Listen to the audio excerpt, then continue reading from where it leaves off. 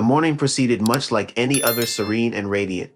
Although a faint sense of disquiet lingered in the recesses of my mind, I momentarily pushed aside any doubt. It was understandable that he was nervous. After all, it was a significant day. Today marked the wedding of my wife's sister at a picturesque countryside estate, enveloped by wildflowers and ancient trees, with the air redolent of roses and earthy freshness. The sunlight filtered through the foliage, casting a golden hue over the expansive lawns.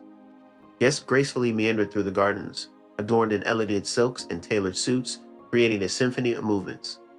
Laughter wafted like a gentle melody in the background. Anna, my wife, looked absolutely stunning in a deep crimson gown that accentuated her curves flawlessly, her hair flowing in deliberate, soft waves. Her frequent smiles, poised poses for photographs, and her leaning into me as she always did, all painted a picture of pure bliss.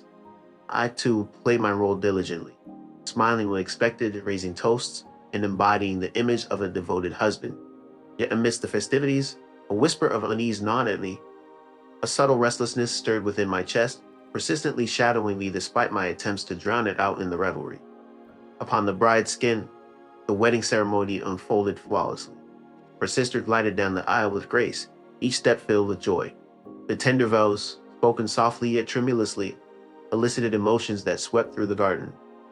Tears streamed down faces, applause rang out, and I waited for any discomfort to dissipate. Yet it lingered, transitioning to the reception. Sophisticated ballroom aglow with warm candlelight and jazz music exuded elegance in every detail. All lilies gracefully adorned centerpieces, crystal glasses clinked, and couples gracefully swayed on the dance floor. Laughter filled the air, but I felt detached, as if I were amidst a celebration I couldn't fully grasp. Anna seemed to be drifting away. Subtle signs emerged, frequent phone checks and disappearing for fresh air too often. Her fingers moved across the screen as if they had urgent places to be.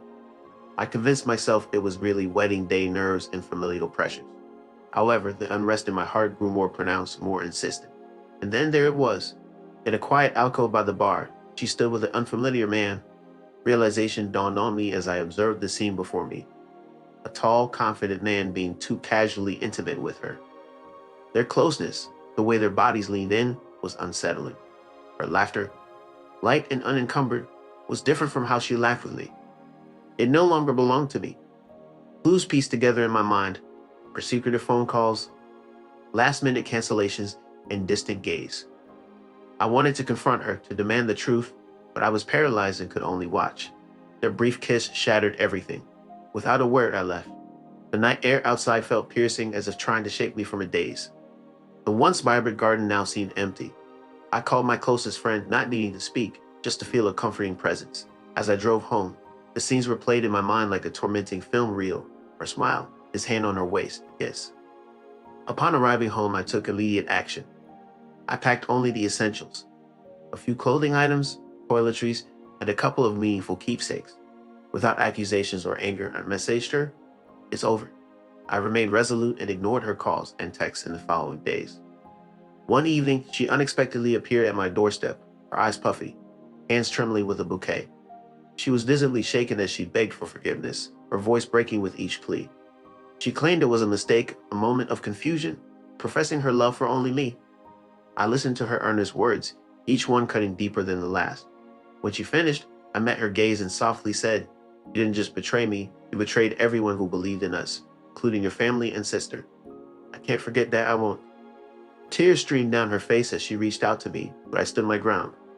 Some betrayals leave wounds too deep to heal, even with the deepest love. Reviving trust in a place where it had perished was a challenge she had faced head-on. Making her decision, she understood that it was now something she had to live with. Time continued its steady march onward.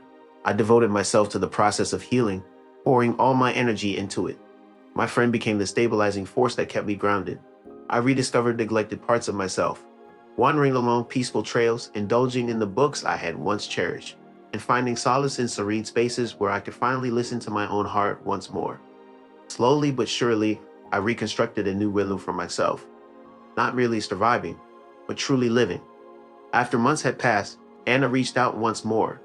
She claimed to have changed, expressing her readiness to fight for the bond between us.